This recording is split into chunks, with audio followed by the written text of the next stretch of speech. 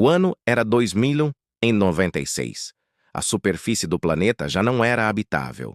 Após séculos de exploração e guerras climáticas, o ar se tornara corrosivo e o céu um mosaico de poeira radioativa. O que restava da humanidade vivia em cidades subterrâneas, complexos de concreto e metal cravados nas entranhas da crosta terrestre. O setor 9, onde vivia Lina Veras, era um dos mais antigos e degradados. A cada dia, as paredes tremiam um pouco mais, e o ar filtrado tinha gosto de ferrugem. Os cidadãos trabalhavam, comiam e dormiam sob luzes artificiais que simulavam o sol. Um sol que ninguém via há mais de 100 anos. Mas havia rumores. Falavam de um lugar oculto, o parque subterrâneo, uma relíquia viva, onde árvores cresciam e água corria livremente. Oficialmente, era apenas uma lenda urbana, uma invenção dos primeiros mineiros que construíram os túneis. Contudo, Lina havia encontrado algo. Durante um reparo de rotina nos túneis de ventilação, ela descobrira uma porta metálica selada, coberta por símbolos antigos e musgo. Um musgo de verdade, vivo, algo que nenhum ser humano daquela geração havia visto. Ela gravou tudo com sua câmera portátil. O registro mostrava a porta, um som de vento, vento natural, e uma luz verde pulsando sob as frestas metálicas. No dia seguinte, o arquivo desapareceu de seu terminal. Ninguém admitia ter apagado, mas um selo do Ministério da Preservação Atmosférica havia sido deixado no lugar. Acesso restrito, conteúdo confiscado por risco biológico nível 7. Lina sabia o que aquilo significava. O governo sabia sobre o parque e o escondia. Ela decidiu voltar. Equipou-se com um traje de respiração, lanternas e um drone de reconhecimento. O caminho pelos túneis inferiores era perigoso. Desabamentos, criaturas mutantes e patrulhas de vigilância. As câmeras de segurança estavam em toda parte, mas Lina conhecia os pontos cegos. Passou por corredores estreitos, descendo cada vez mais, até que o ruído do sistema de ventilação ficou distante. Ali, o ar era diferente, mais úmido, mais denso. A porta ainda estava lá. Ela digitou no painel lateral uma sequência de códigos antigos, aprendidos com um engenheiro aposentado que mencionara instalações verdes do século XXI. O painel piscou em vermelho e depois em verde. Com um estalo seco, a porta se abriu. O ar que saiu de dentro era morno, cheio de umidade e cheirava a terra. Terra verdadeira, não o pó sintético das estufas. Lina entrou, e a luz da lanterna refletiu em folhas brilhantes. Árvores enormes se erguiam até o teto, suas copas tocando estruturas metálicas cobertas de raízes. Havia lagos, flores e o som distante de pássaros. Ela ficou paralisada. Estava diante de um mundo esquecido, escondido por mais de um século sob toneladas de rocha. O drone voou sobre o lago, transmitindo imagens para o visor de Lina. No centro da clareira havia uma estrutura de vidro e metal coberta de era. Ao se aproximar, ela percebeu que era uma cúpula de contenção e dentro dela uma figura humana. Era uma mulher, suspensa em um tanque de líquido translúcido, conectada a cabos e tubos. Um letreiro corroído dizia: Projeto Eden 01.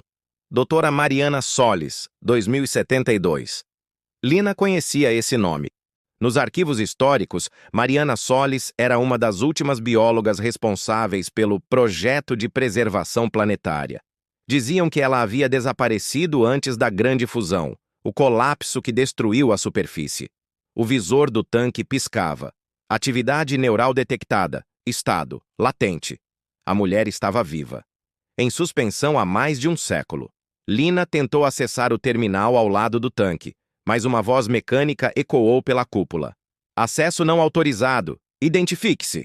Ela recuou, tentando desligar o som, mas a estrutura respondeu. Intrusão detectada, chamando segurança biotécnica. O chão tremeu.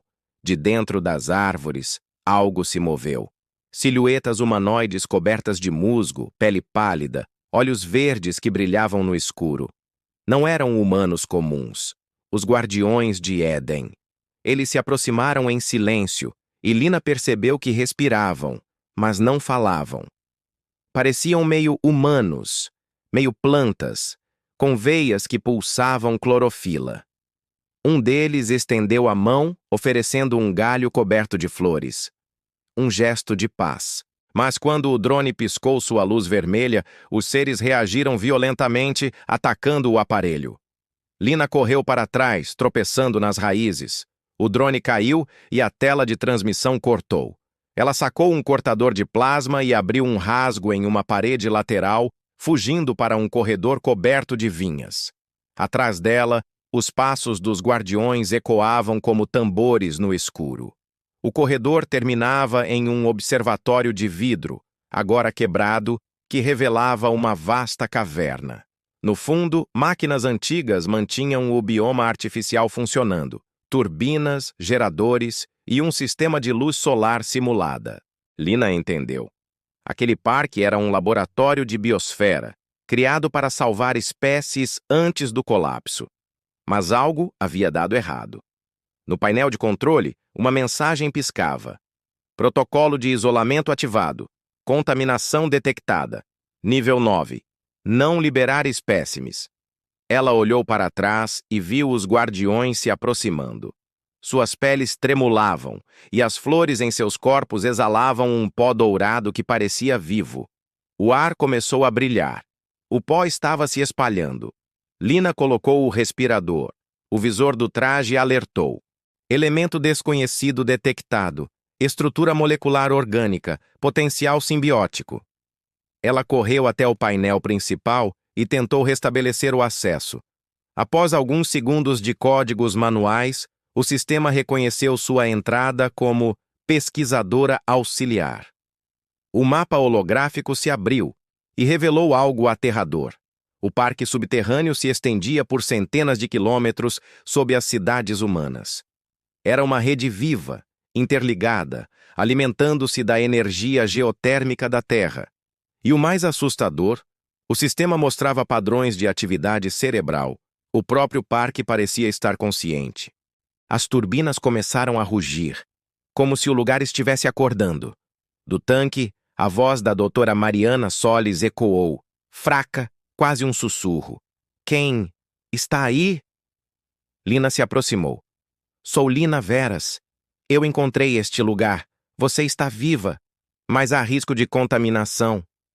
Mariana sorriu levemente, seus olhos se abrindo no fluido esverdeado. Não é contaminação, é evolução. O vidro do tanque começou a rachar. Os guardiões pararam, ajoelhando-se diante dela. Criamos este refúgio para preservar a Terra, mas a Terra nos preservou de volta. O tanque se quebrou, e a doutora emergiu, flutuando por um momento antes de tocar o chão. Sua pele era translúcida, coberta por filamentos de luz verde. Cada passo fazia brotar pequenas flores no chão. O planeta não morreu, Lina. Ele apenas se moveu para dentro. Nós nos tornamos parte dele. Lina recuou, aterrorizada e fascinada. Vocês são humanos? Fomos. Agora somos o que resta da vida que você destruiu, mas ainda há tempo de curar. O sistema central começou a piscar. Alarmes ecoaram pelos corredores. Do comunicador de Lina, uma voz oficial surgiu.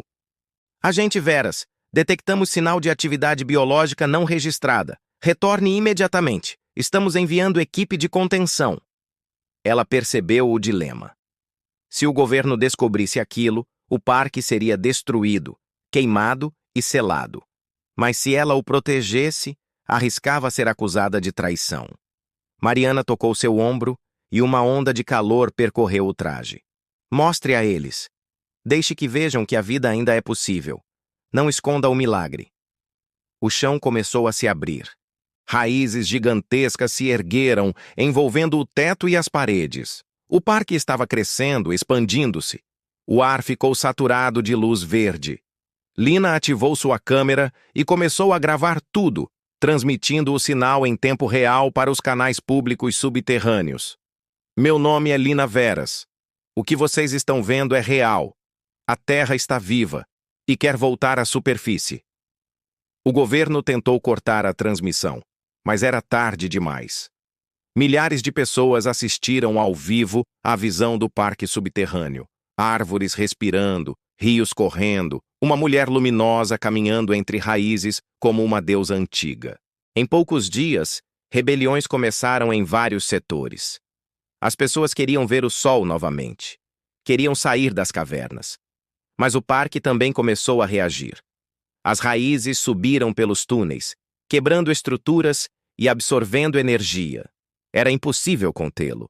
Alguns acreditavam que era o fim, a natureza reclamando o que era seu. Outros viam esperança. Lina permaneceu ao lado de Mariana, agora mais planta do que humana, enquanto a cúpula de vidro se abria e uma luz dourada emergia do teto. "O que é isso?" perguntou Lina. "A superfície. Ela está se regenerando.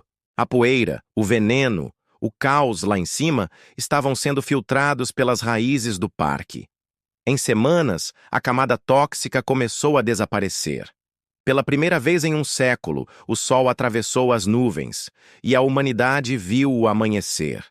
Anos depois, o setor 9 foi abandonado.